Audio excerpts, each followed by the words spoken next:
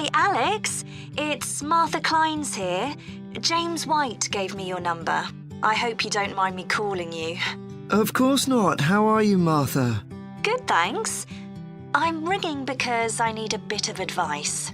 Oh yeah, what about? The training you did at JPNW a few years ago, I'm applying for the same thing. Oh right, yes, I did mine in 2014. Best thing I ever did, I'm still working there. Really? What are you doing? Well, now I work in the customer services department, but I did my initial training in finance. I stayed there for the first 2 years and then moved to where I am now. That's the same department I'm applying for. Did you enjoy it? I was pretty nervous to begin with. I didn't do well in my exams at school, and I was really worried because I failed maths. But it didn't actually matter because I did lots of courses on the job. Did you get a diploma at the end of your trainee period? I'm hoping to do the one in business skills. Yes, that sounds good. I took the one on IT skills, but I wish I'd done that one instead. Okay, that's good to know. What about the other trainees? How did you get on with them? There were about 20 of us who started at the same time, and we were all around the same age. I was 18, and there was only one person younger than me who was 17. The rest were between 18 and 20. I made some good friends. I've heard lots of good things about the training at JPNW. It seems like there are a lot of opportunities there. Yeah, definitely. Because of its size, you can work in loads of different areas within the organisation. What about pay? I know you get a lower minimum wage than regular employees. That's right, which isn't great, but you get the same number of days holiday as everyone else, and the pay goes up massively if they offer you a job at the end of the training period. Yeah, but I'm not doing it for the money. It's the experience I think will be really useful. Everyone says by the end of the year you gain so much confidence. You're right, that's the most useful part about it. There's a lot of variety too. You're given lots of different things to do. I enjoyed it all. I didn't even mind the studying. Do you have to spend any time in college? Yes, 1 day each month. So you get lots of support from both your tutor and your manager. That's good. And the company is easy to get to, isn't it? Yes, it's very close to the train station, so the location's a real advantage. Have you got a date for your interview yet? Yes, it's on the 23rd of this month. So long as you're well prepared, there's nothing to worry about. Everyone's very friendly. I am not sure what I should wear. What do you think? Nothing too casual, like jeans, for example. If you've got a nice jacket, wear that with a skirt or trousers. Okay, thanks. Any other tips? Well, I know it's really obvious, but arrive in plenty of time. They hate people who are late. So make sure you know exactly where you have to get to. And one other useful piece of advice my manager told me before I had the interview for this job is to smile. Even if you feel terrified, it makes people respond better to you. I'll have to practice doing that in the mirror. Yeah, well, good luck. Let me know if you need any more information. Thanks very much. Section 2. Hi everyone, welcome to the Snow Centre. My name's Annie. I hope you enjoyed the bus trip from the airport. We've certainly got plenty of snow today. Well, you've come to New Zealand's premier snow and ski centre, and we've a whole load of activities for you during your week here. Most visitors come here for the cross-country skiing, where you're on fairly flat ground for most of the time, rather than going down steep mountainsides. There are marked trails, but you can also leave these and go off on your own, and that's an experience not to be missed.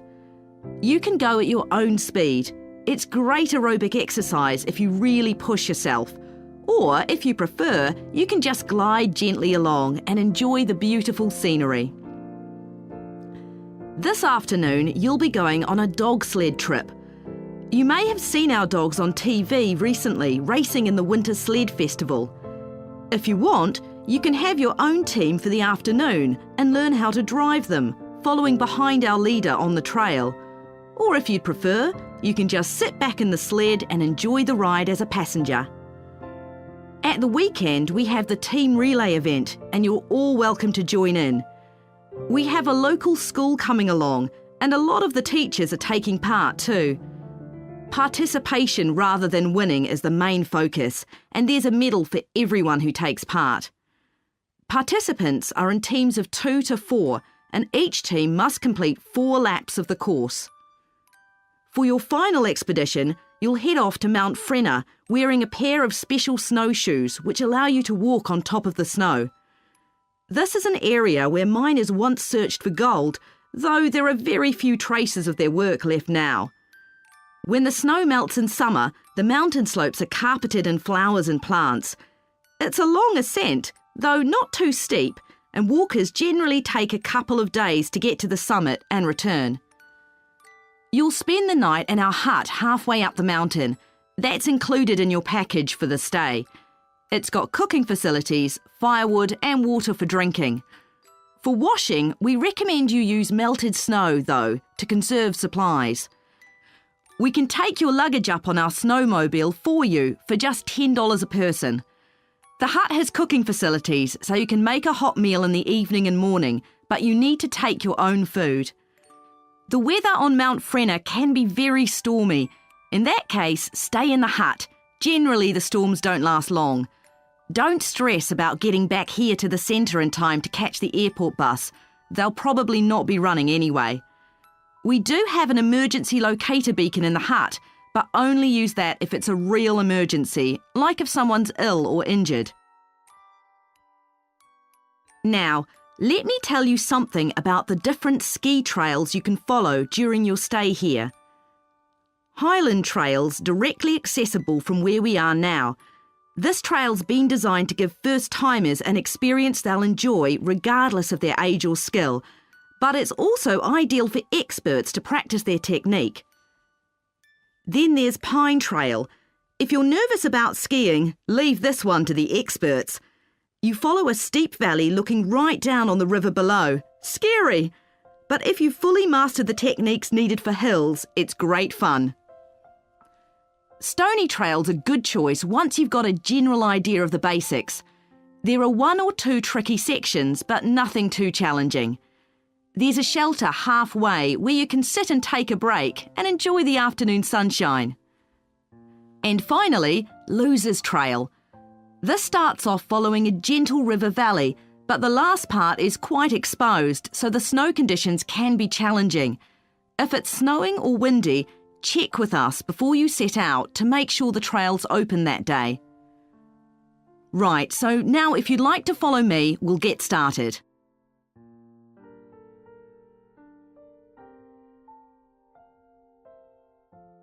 Section 3.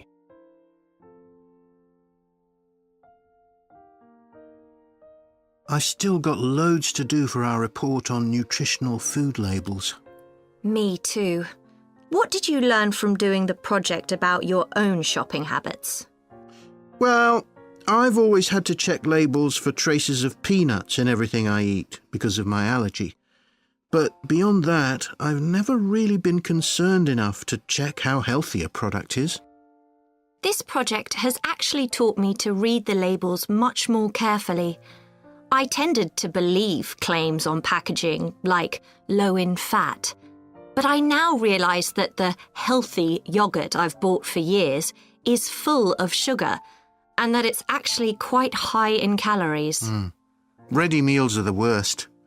Comparing the labels on supermarket pizzas was a real eye-opener. Did you have any idea how many calories they contain? I was amazed. Yes, because unless you read the label really carefully, you wouldn't know that the nutritional values given are for half a pizza. When most people eat the whole pizza. Not exactly transparent, is it? Not at all. But I expect it won't stop you from buying pizza. Probably not, no. I thought comparing the different labelling systems used by food manufacturers was interesting. I think the kind of labelling system used makes a big difference. Which one did you prefer? I liked the traditional daily value system best, the one which tells you what proportion of your required daily intake of each ingredient the product contains. I'm not sure it's the easiest for people to use, but at least you get the full story.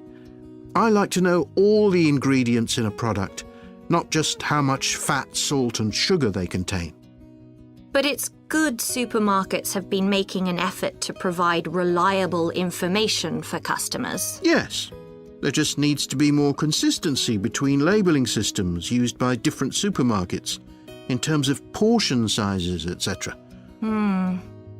The labels on the different brands of chicken flavour crisps were quite revealing too, weren't they? Yeah. I don't understand how they can get away with calling them chicken flavour when they only contain artificial additives. I know. I'd at least have expected them to contain a small percentage of real chicken. Absolutely. I think having nutritional food labelling has been a good idea, don't you? I think it will change people's behaviour and stop mothers, in particular, buying the wrong things. But didn't that study kind of prove the opposite? People didn't necessarily stop buying unhealthy products. They only said that might be the case. Those findings weren't that conclusive, and it was quite a small-scale study. I think more research has to be done. Yes, I think you're probably right. What do you think of the traffic light system? I think supermarkets like the idea of having a colour-coded system, red, orange or green, for levels of fat, sugar and salt in a product. But it's not been adopted universally, and not on all products. Why do you suppose that is? Pressure from the food manufacturers. Hardly surprising that some of them are opposed to flagging up how unhealthy their products are. I'd have thought it would have been compulsory. It seems ridiculous it isn't. I know. And what I couldn't get over is the fact that it was brought in without enough consultation. A lot of experts had deep reservations about it. That is a bit weird. I suppose there's an argument for doing the research now when consumers are familiar with this system. Yeah, maybe. The participants in the survey were quite positive about the traffic light system. But I don't think they targeted the right people. They should have focused on people with low literacy levels, because these labels are designed to be accessible to them. Yeah. But it's good to get feedback from all socio-economic groups, and there wasn't much variation in their responses. No.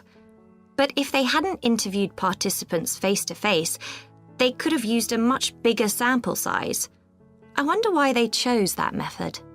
Dunno. How were they selected? Did they volunteer or were they approached? I think they volunteered. The thing that wasn't stated was how often they bought packaged food. All we know is how frequently they used the supermarket.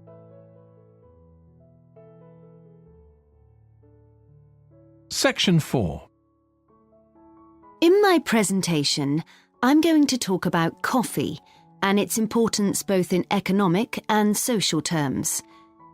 We think it was first drunk in the Arab world, but there's hardly any documentary evidence of it before the 1500s, although of course that doesn't mean that people didn't know about it before then.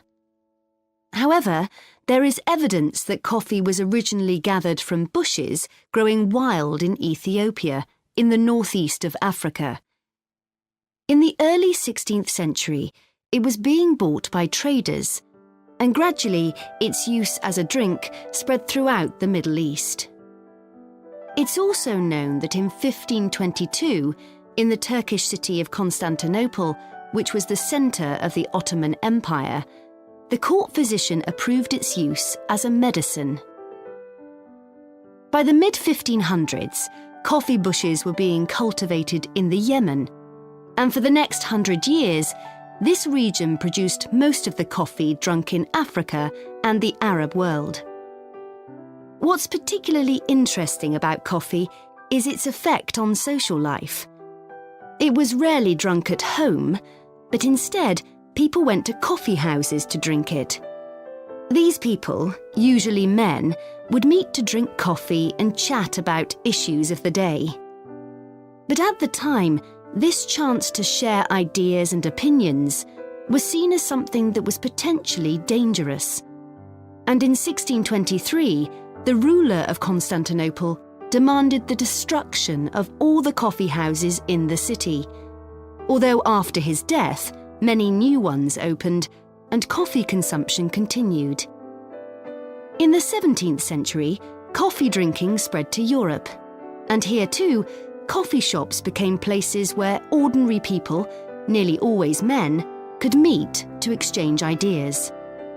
Because of this, some people said that these places performed a similar function to universities.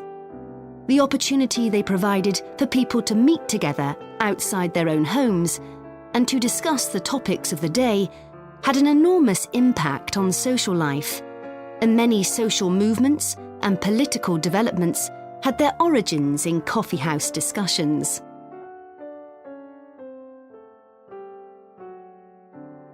In the late 1600s, the Yemeni monopoly on coffee production broke down, and coffee production started to spread around the world, helped by European colonization. Europeans set up coffee plantations in Indonesia and the Caribbean, and production of coffee in the colonies skyrocketed. Different types of coffee were produced in different areas, and it's interesting that the names given to these different types, like Mocha or Java coffee, were often taken from the port they were shipped to Europe from. But if you look at the labour system in the different colonies, there were some significant differences. In Brazil and the various Caribbean colonies, coffee was grown in huge plantations, and the workers there were almost all slaves. But this wasn't the same in all colonies. For example, in Java, which had been colonised by the Dutch, the peasants grew coffee and passed a proportion of this on to the Dutch, so it was used as a means of taxation. But whatever system was used, under the European powers of the 18th century, coffee production was very closely linked to colonisation.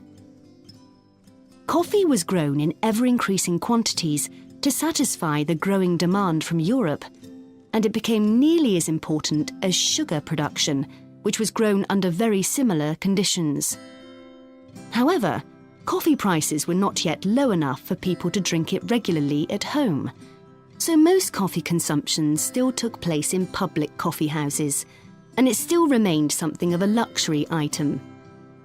In Britain, however, a new drink was introduced from China and started to become popular, gradually taking over from coffee, although at first it was so expensive that only the upper classes could afford it.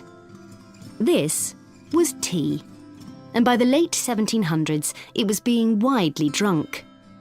However, when the USA gained independence from Britain in 1776, they identified this drink with Britain, and coffee remained the preferred drink in the USA, as it still is today. So, by the early 19th century, coffee was already being widely produced and consumed. But during this century, production boomed and coffee prices started to fall. This was partly because new types of transportation had been developed, which were cheaper and more efficient. So now, working people could afford to buy coffee. It wasn't just a drink for the middle classes. And this was at a time when large parts of Europe were starting to work in industries. And sometimes this meant their work didn't stop when it got dark. They might have to continue throughout the night. So the use of coffee as a stimulant became important. It wasn't just a drink people drank in the morning for breakfast.